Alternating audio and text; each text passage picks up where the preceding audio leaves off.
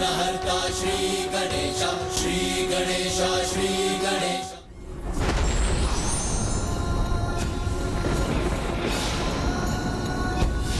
प्रभु परम कृष्ण, वो यहाँ कैसे?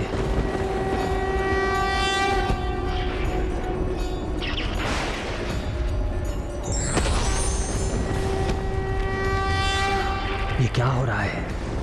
ये कैसा दृश्य दिखाई दे रहा है मुझे?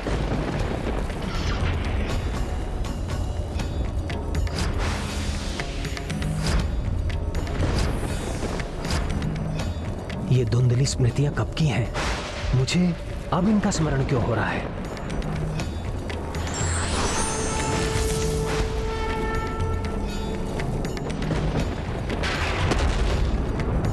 विघ्नहर्ता प्रथम पूज्य गणेश जी ने शंखचूड़ को नारायण अस्त्र का प्रयोग करने से रोककर इस विघ्न को कुछ समय के लिए रोक तो दिया, किंतु अब वो क्या करेंगे?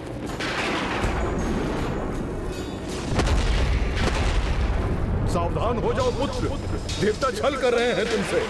विघ्नहर्ता तुम्हारी विजय में विघ्न उत्पन्न करने आए हैं।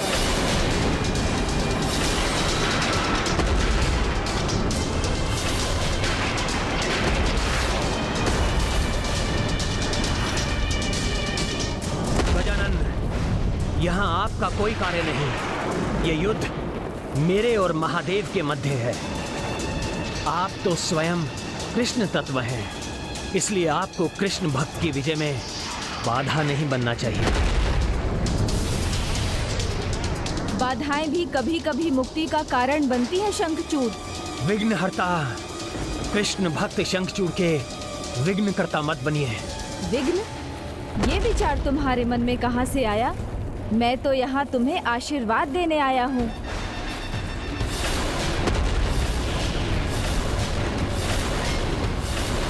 आशीर्वाद?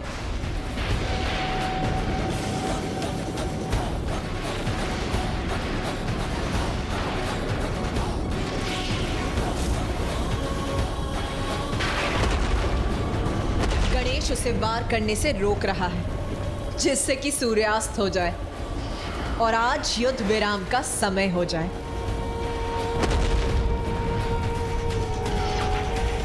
आशीर्वाद प्रभु, किंतु युद्ध के बीच में ये कैसा आशीर्वाद है? मैं प्रसन्न हूँ, प्रभावित हूँ तुमसे। महान कृष्ण भक्त हो तुम, जिसने अपनी कृष्ण भक्ति को ही अपनी शक्ति बना लिया। शिव सेना के महापराक्रमी योद्धाओं को बल से नहीं तो छल से बंदी बना लिया। छल नहीं गजानन, युक्ति कहते हैं उसे। हाँ, छल को ही युक्ति कहते हो तुम सभी। यही असुरों की परंपरा है, और ये भी तुम असुरों की मान्यता है कि युद्ध में सब उचित है। ना कोई नियम है और ना कोई मर्यादा। गणपति गजानन, शंखचूड़ युद्ध के वैदिक नियमों को जानता भी है और उसका पालन भी करता है। मैंने किसी भी नियम का उल्लंघन नहीं किया। मुझे व्यर्थ उलझाने की युक्ति मत कीजिए। युद्ध करने दीजिए मुझे, उसमें बाधा उत्पन्न मत कीजिए आप। इतने समझदार होकर भी ना समझो की भांति व्यवहार कर रहे हो। आशीर्वाद कभी किसी के लिए बाधा नहीं बनता, वो तो मार्ग को सुलभ बना देता है। मेरा आशीर्वाद तुम्हें नियम भंग करने से बचाएगा, अन्यथा तुम्हारी विजय भी हुई तो वो भी पराजय के समान ही होगी। मैं समझा नहीं प्रभु, मैंने कहा ना, मैं युद्ध के किसी भी नियम का उल्लंघन नहीं कर रहा हूँ। अच्छा, तो पश्चिम दिशा में देखो शंखचूड़, सूर्यदेव अस्त हो चुके हैं और वैदिक नियमों के अनुसार ये युद्ध विराम का संकेत है।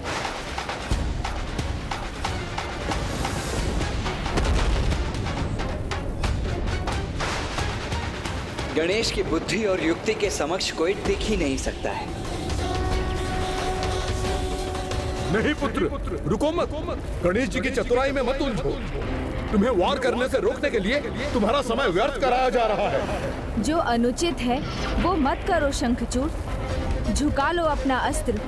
युद्ध अभी समाप्त नहीं हुआ, बस आज के युद्ध का अंत हुआ है। भस्मासुर हो या त्रिपुरासुर, सबका अंत युक्ति से ही किया गया था, अन्यथा इनमें से किसी का भी वध संभव नहीं था। अपने वार को कल पर मत छोड़ो, संभव है कल तुम्हें इसका अवसर ही ना मिले। शंखचूड़, इस युद्ध में तुमने कोई नियम अभी तक भंग नहीं किया, तो अभी मत करो। पुत्र, नियम मर्यादा सब व्यर्थ है। विजय प्राप्त हुई तो सब उचित हो जाता है, अन्यथा सब अनुचित। इसलिए विजय प्राप्ति के लिए जो करना है अभी करो।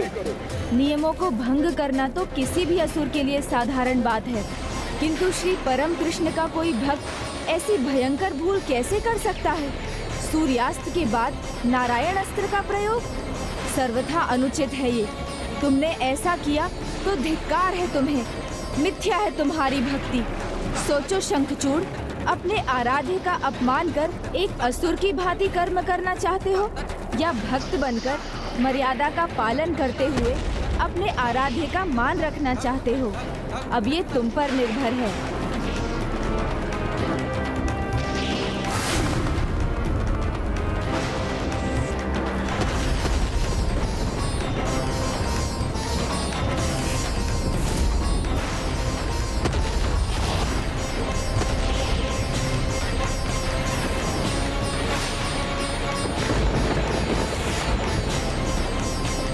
ये क्या कर दिया तुमने पुत्र? विघ्नहर्ता को तुमने विघ्नकर्ता क्यों बनने दिया?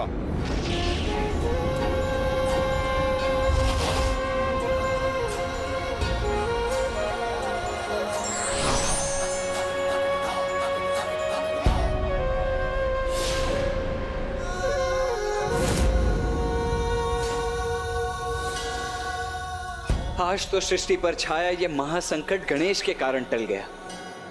शंखचूड़ पीछे हट गया।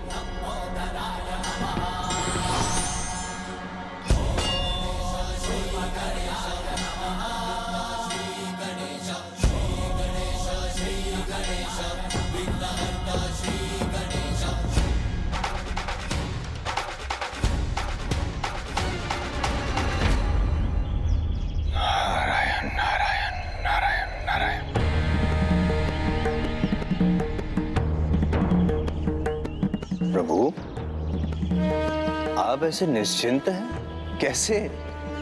आज ना सही, लेकिन शंखचूड़ कल भी तो वार कर सकता है नारायण अस्त्र से। इसका तो एक ही उपाय है मां। इससे पहले कि शंखचूड़ आक्रमण करे, पिताश्री स्वयं अपने वार से उस शंखचूड़ के साथ साथ इस युद्ध का भी अंत कर दें।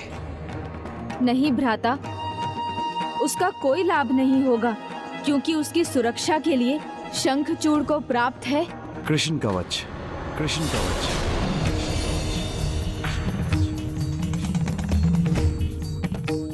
तो इसीलिए आपने उस पर वार नहीं किया था पिताश्री?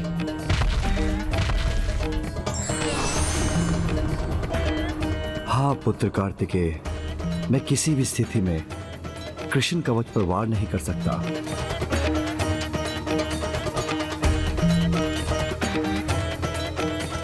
तब तो हमें वो कृष्ण कवच उससे दूर करने की युक्ति सोचनी चाहिए।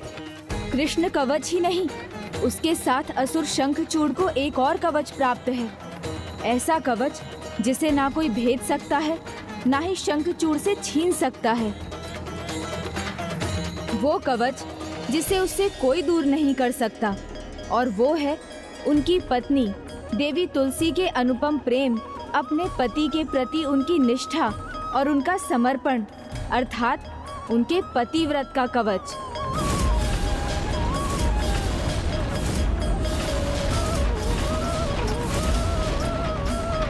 ओम नमो भगवते वासुदेवाय, कृष्णाय नमो नमः। ओम नमो भगवते वासुदेवाय, कृष्णाय नमो नमः। ओम नमो भगवते वासुदेवाय, कृष्णाय नमो नमः।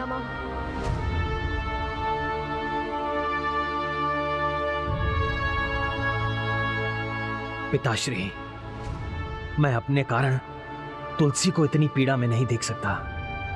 ओम नमो मुझे उसे उसके तप से उठा देना चाहिए। नहीं पुत्र, तुम ऐसा कुछ नहीं करोगे, क्योंकि वो तो अपने तप से तभी उठना चाहेगी जब तुम इस युद्ध में विजयी होकर वापस लौटोगे। जब तक मेरा पतिव्रत सुरक्षित है, उसकी शक्ति सुरक्षित है। कैसा भी संकट क्यों ना आ जाए, भयंकर से भयंकर बवंडर ही क्यों ना आ जाए, मैं आपके इस विजय दीपक को कदापि नहीं बुझने दूंगा। आश्चर्य है, दीपक में घृत नहीं, फिर भी उसकी ज्योति स्थिर है।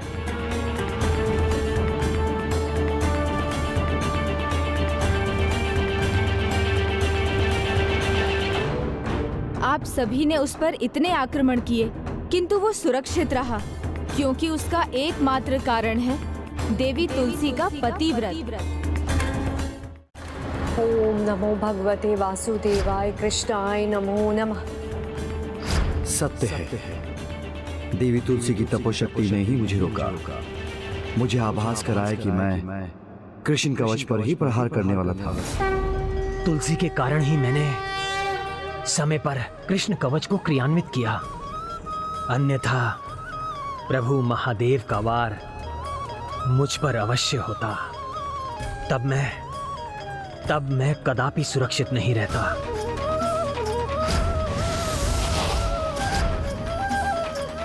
किंतु सत्य तो यह है कि उसकी शक्ति ने ही मुझे महादेव का सामना करने के लिए आत्मविश्वास दिया। जब तक शंखचूड़ को ऐसे अनुपम स्नेह, ऐसी निष्ठा, ऐसे पतिव्रत की शक्ति प्राप्त है, वो तो त्रिदेवों के सामने भी अजेय रहेगा। स्वयं देवाधिदेव महादेव उसको पराजित नहीं कर सकेंगे। कल इस युद्ध में स्वयं देवाधिदेव होंगे मेरे सामने, किंतु फिर भी मैं अजय और अमर रहूंगा, क्योंकि तुलसी के पतिव्रत की शक्ति मेरे साथ रहेगी। किंतु अन्य मर्यादाओं से बंधे होने के कारण आप कृष्ण कवच पर तो प्रहार करेंगे नहीं, और देवी तुलसी के पातिव्रत्य के सम्मान में आप उस शंखचूड़ का अंत भी नहीं करेंगे। तो फिर ये अधूरा युद्ध क्यों पिताश्री? युद्ध आरंभ हो जाए तो योद्धा का पीछे मुड़ना उसकी पराजय का सूचक होता है देव सेनापति। इसलिए युद्ध भूमि में मेरा जाना अनिवार्य है, और पतिव्रत की शक्ति के विरुद्ध अस्त्र प्रहार न करना मेरी विवशता। इसलिए मैं देवी तुलसी के पवित्र प्रेम और पतिव्रत पर आज नहीं आने दूंगा। कल मैं युद्ध का धर्म अवश्य निभाऊंगा, अस्त्र उठाऊंगा, किंतु अपने वार से देवी तुलसी के पतिव्रत को भंग नहीं होने दूंगा।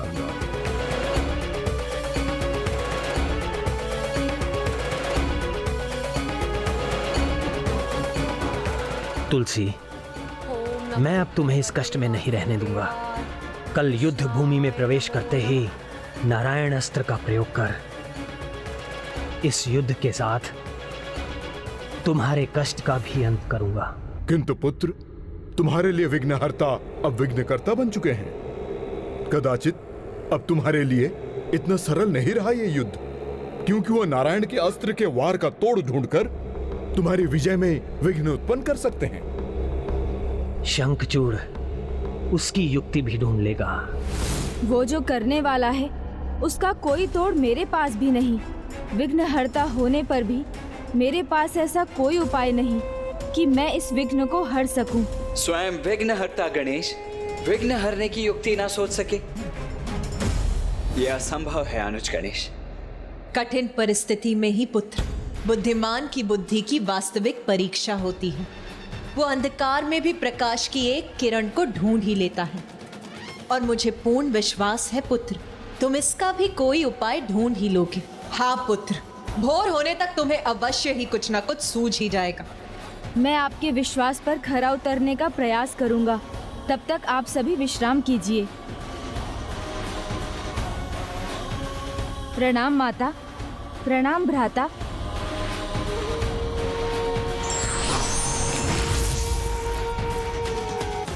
वो विघ्नहर्ता गणेश है पुत्र, वो इतनी सरलता से अपनी असफलता स्वीकार नहीं करेंगे।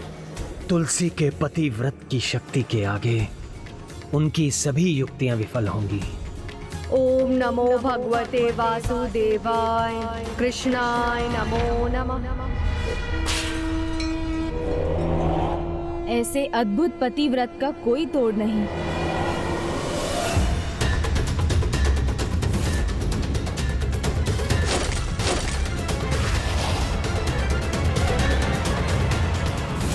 संकट को दूर करने के लिए सभी मुझसे ही आस लगाए हुए हैं। पूर्ण विश्वास है पुत्र, तुम इसका भी कोई उपाय ढूंढ ही लो। और होने तक तुम्हें अवश्य ही कुछ न कुछ सूझ ही जाएगा। स्वयं विघ्नहर्ता गणेश विघ्न हरने की युक्ति ना सोच सके, यह असंभव है अनुज गणेश। कल मैं युद्ध का धर्म अवश्य निभाऊंगा, अस्त्र उठाऊंगा, किंतु अपने वार से देवी तुलसी के पतिव्रत को भंग नहीं होने दूंगा। अर्थात जब तक देवी तुलसी का पतिव्रत सुरक्षित है, संसार की सुरक्षा का कोई उपाय सफल नहीं होगा। शंखचूड़ का वध संभव नहीं होगा। ओम नमो भगवते वासुदेवाय, कृष्णाय नमो नमः। नहीं नहीं, मैं तो ऐसे समाधान की कल्पना भी नहीं कर सकता। आपको एक असुर की पत्नी बन पूर्ण श्रद्धा से पतिव्रत धर्म का पालन करना होगा और इसके भी पूर्व अपनी भूल को सुधारने के लिए आपको अपने अपूर्ण तप को संपन्न करना होगा। मैंने उनको जो सुझाव दिया था वो तो उसी पर टिकी है। अपने पतिव्रत धर्म का पूर्ण श्रद्धा और निष्ठा से पालन कर रही हैं, इसलिए यही एकमात्र समाधान नहीं हो सकता। एकमात्र यही समाधान शेष है।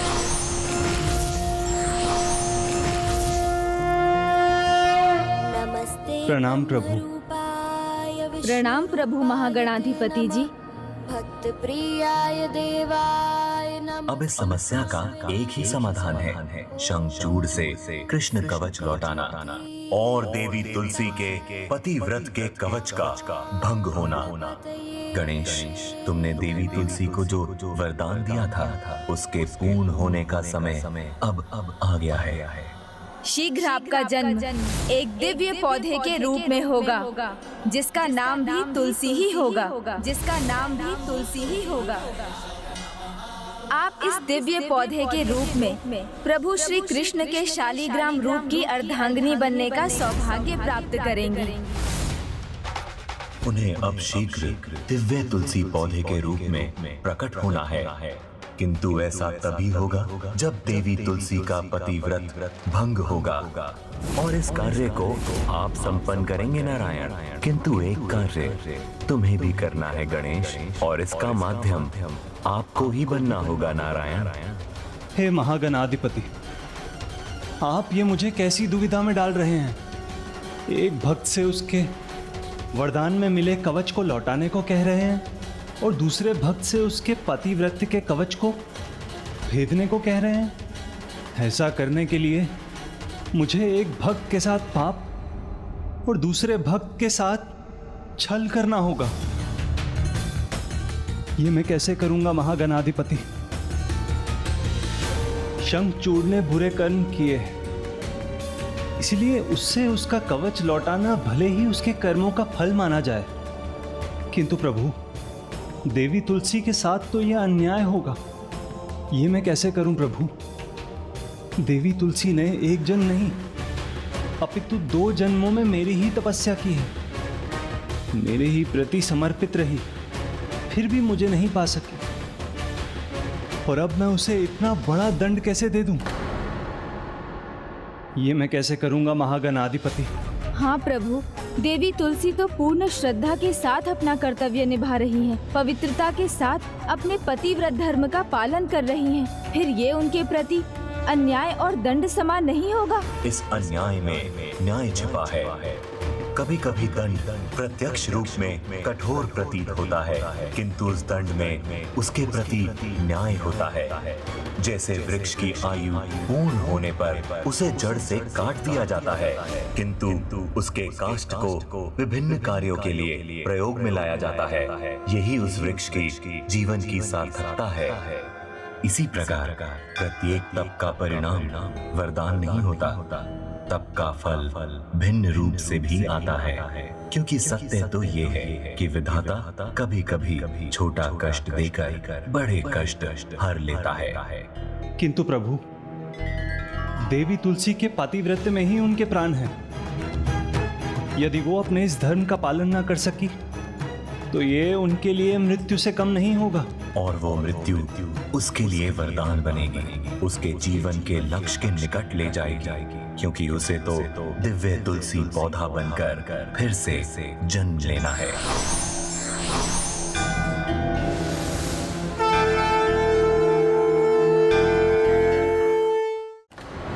जिस सम्मान से वो अब तक वंचित रही उसे प्राप्त करेगी। ये उनके लक्ष्य प्राप्ति की चढ़ाई का अंतिम भाग है, उनके कठिनाइयों भरे मार्ग का चरम है। किंतु प्रभु, ये कौन? उसका विचार भी मैं कर चुका हूँ। ये भक्त और भगवान के संबंध का विषय है, इसलिए उसके इस अनंत सम्मान का मार्ग खोलने का ये दायित्व श्री हरि नारायण का ही है। किंतु एक कार्य तुम्हें भी करना है गणेश। कल युद्ध आरंभ होने पर शंखचूड़ नारायण अस्त्र का प्रयोग करने का प्रयास करेगा, किंतु तुम्हें उसे ऐसा करने से रोकना होगा जिससे नारायण को अपने कर्तव्य निभाने का पर्याप्त समय प्राप्त हो। सफल भव। कभी कभी भक्तों के उद्धार के लिए भगवान को अपना हृदय कठोर कर पाषाण बनना पड़ता है, किंतु यही एकमात्र उपाय होता है भक्तों के जीवन को एक नवीन अर्थ देने का।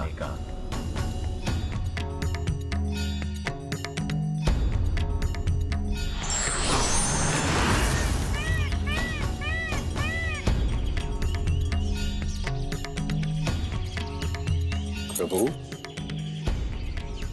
आपके नेत्रों में अश्रु क्यों प्रभु? ऐसा क्या घटित होने वाला है जिसने आपके नेत्रों में अश्रु छलका दिए? नियति ने जो रचा है, जिसकी योजना वो इतने लंबे समय से बना रही है, जिसके लिए सभी योग उत्पन्न हो रहे हैं, जिसके लिए नियति ने इतनी घटनाओं का चक्र बुना है, अब भगवान की परीक्षा का समय आ गया है देवर्षि। अब तुलसी पौधे के आगमन का पथ स्वयं नारायण को ही खोलना होगा, जो उनके लिए अत्यंत कष्टकारी होगा।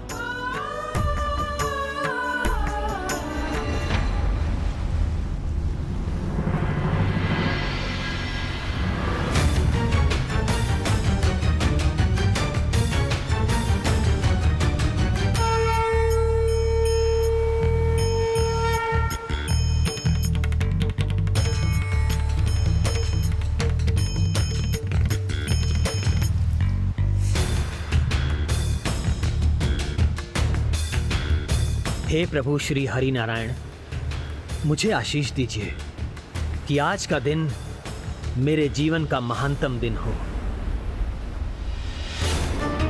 अवश्य होगा। आज का दिन आपके लिए महान ही होगा महाराज शंखचूड़।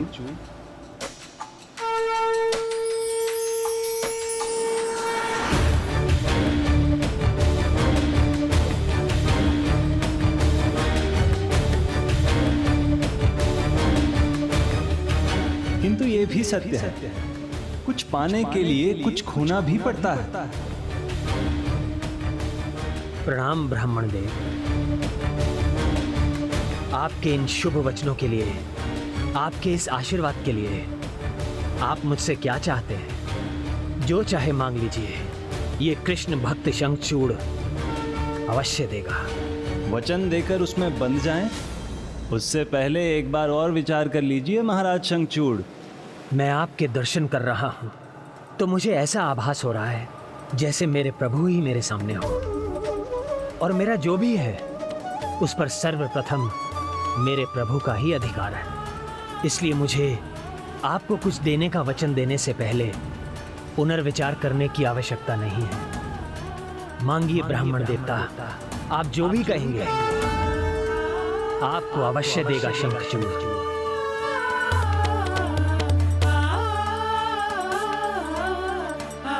तब मुझे वो दो जो तुम्हारा नहीं है, वो जो तुम्हें वरदान में मिला है, वो जो स्पष्ट कहिए ना प्रभु। आपको मेरा कृष्ण कवच चाहिए।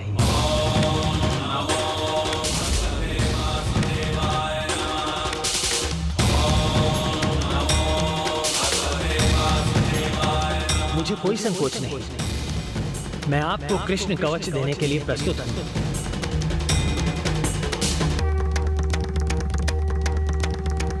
किंतु बस आप अपने वास्तविक रूप में मुझे दर्शन दे दीजिए और मांग लीजिए अपना कृष्ण कवच।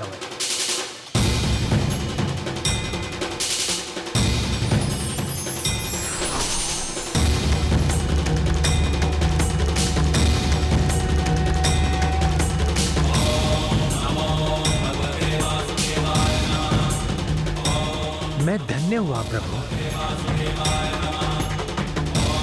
किंतु आपका ये कृष्ण भक्त जिस रूप में आपको पूजता रहा है, उस रूप में भी दर्शन देकर मुझे कृतार्थ कीजिए।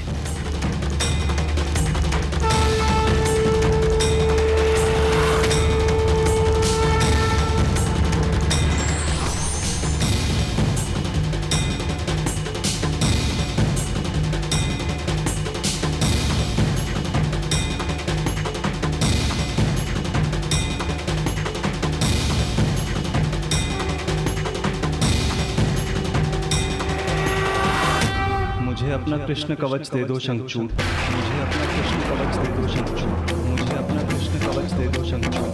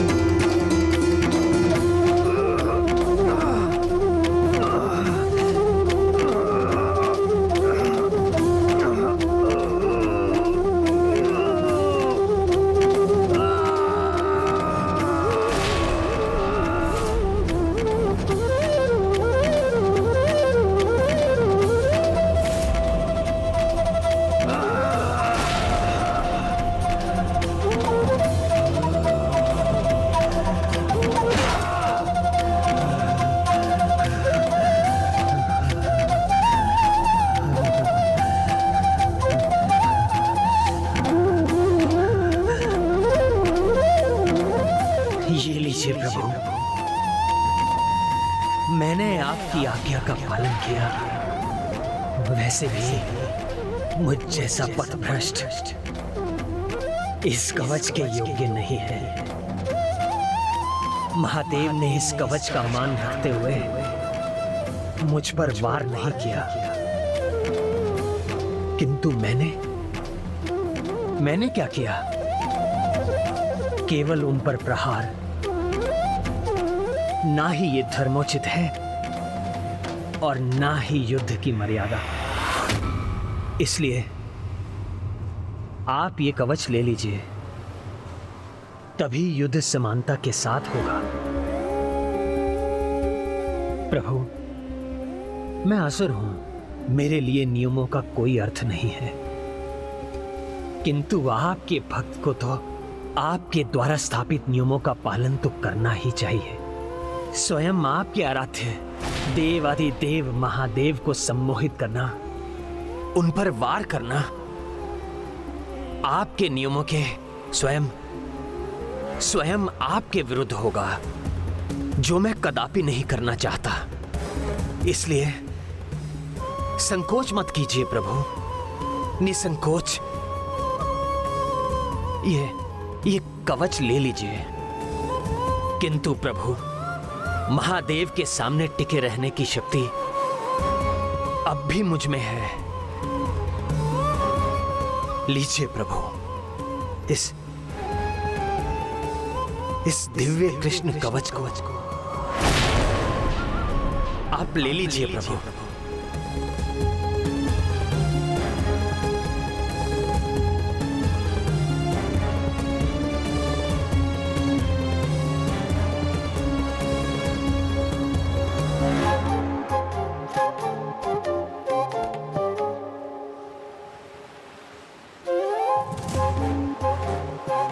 मैंने कवच अवश्य खोया है, किंतु मेरा वास्तविक कवच मेरी तुलसी और उसका पतिव्रत अब भी मेरे साथ है, जिसे कोई नहीं छीन सकता, कोई नहीं। ओम नमो भगवते वासुदेवाय, कृष्णाय नमो नमः।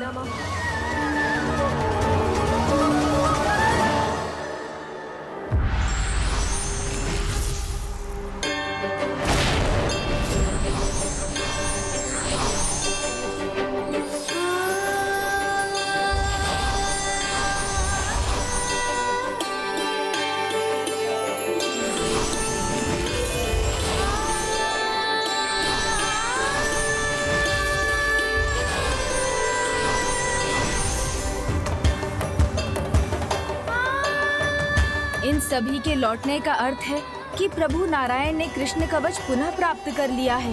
मुझे पूर्ण विश्वास था अनुज गणेश कि तुम कोई ना कोई समाधान अवश्य ढूंढ लोगे। असुर शंखचूड़ अब अपने दिव्य कृष्ण कवच से तो सुरक्षित नहीं है।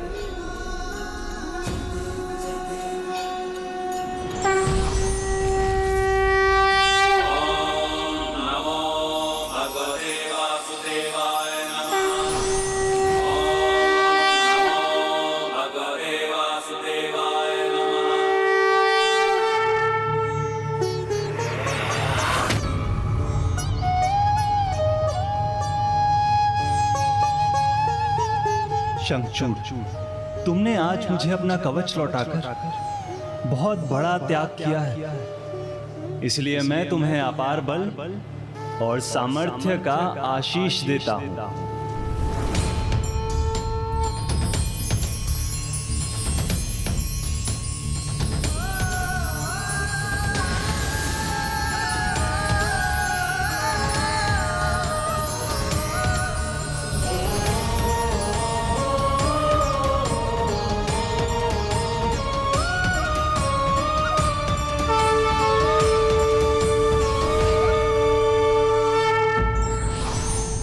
वही प्रेम शक्तिशाली होता है जिसमें शुद्धता हो, और ऐसे प्रेम की शक्ति का सम्मान स्वयं ईश्वर भी करते हैं।